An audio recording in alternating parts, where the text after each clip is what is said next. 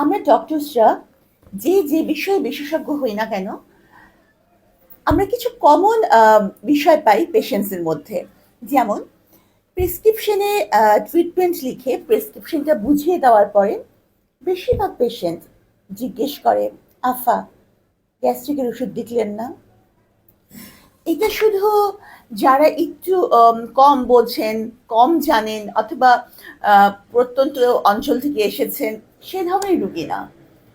আহ, ঢাকা শহরের অনেক অভিজাত এলাকার পেশেন্টরাও যারা গুগলে সার্চ করে রেগুলার নিজের ট্রিটমেন্ট সম্পর্কে যথেষ্ট বোঝেন, তারাও কিন্তু দেখা যায় যে উপরের পেটে একটু ব্যথা অথবা আম, একটু স্টামাক ফুলনেস মানে ভরা ভরা ভাব অথবা বুক গলা জ্বলছে, এক্ষেত্রে করেন কি, ওষুধের দোকানে যান, গ্যাসের ওষুধ কিনে আনেন এবং খেয়ে ফেলেন। অনেকে তো আছেন যে দিনের পর দিন without any reason, without any consultation গ্যাসের ওষুধ খেয়ে যাচ্ছেন। কিন্তু আমরা কি জানি যে আমাদের এই এপিগ্যাস্ট্রিক পেইনটা আসলে কি কারণে হচ্ছে? এই যে এপিগ্যাস্ট্রিক পেইন অথবা এই যে বুক জ্বলে, গলা জ্বলে, পেটটা ভরা ভরা লাগে, খানিক পরপরই ঢেকুর আসে, অস্বস্তি লাগে, কখনো কখনো বমি ভাব হয়, মাথা পর্যন্ত ঘোরে, এমনকি কোনো কোনো সিচুয়েশনে গলার স্বর পর্যন্ত চেঞ্জ হয়ে যায়। এই যে সিমটমগুলা, এগুলা দেখা যায় কি গ্যাস্ট্রো ইন্টেস্টিনাল কারণের জন্য হয়, এবং কখনো কখনো কিন্তু এর বাইরেও কিছু কন্ডিশনে এই যে বুকে ব্যথাটা হতে পারে। এখন প্রথমে কমন সিমটমসগুলো মানে কজগুলো বলি।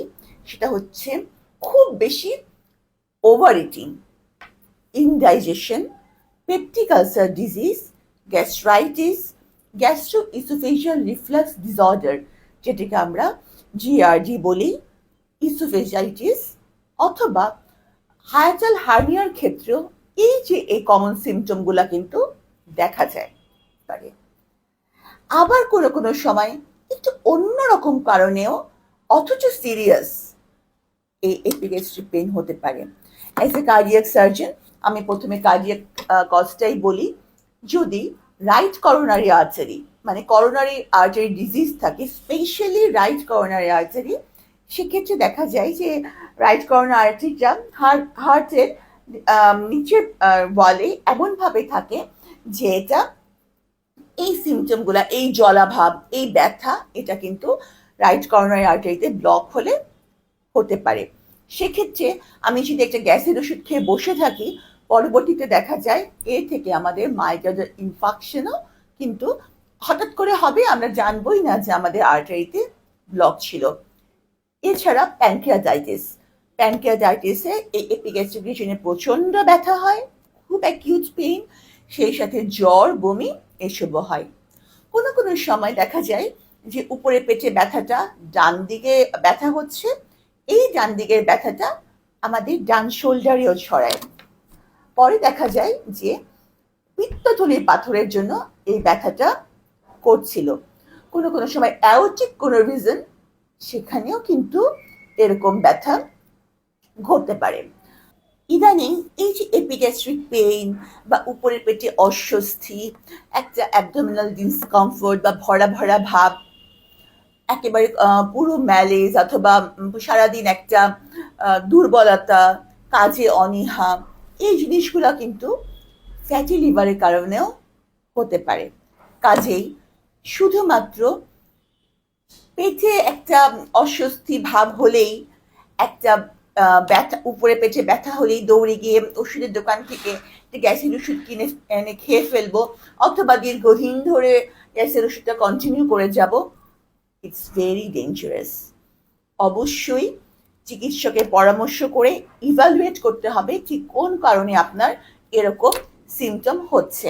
আরেকটা ব্যাপার, অ্যান্টি আলসারেন্ট ওষুধগুলো, অর্থাৎ আপনাদের ভাষায় গ্যাস্ট্রিকের ওষুধ, এই ওষুধগুলা কিন্তু 8 থেকে 12 সপ্তাহ, স্পেসিফিক ইন্ডিকেশন থাকলেও 8 থেকে 12 সপ্তাহের বেশি কন্টিনিউ করার কোনো প্রয়োজন পড়ে না। আলসার যদি গভীর হয় অথবা গ্যাস্ট্রোইসোফেজিয়াল রিফ্লাক্স ডিসঅর্ডার থাকে, তাহলে হয়তো দেখা যায় যে একটু বেশি দিন খাওয়া লাগতে পারে, এছাড়া কখনোই না। কাজেই আমি বলবো যে কোনো ওষুধই খাওয়ার ক্ষেত্রে এবং কন্টিনিউ করার ক্ষেত্রে অবশ্যই চিকিৎসকের পরামর্শ নিন।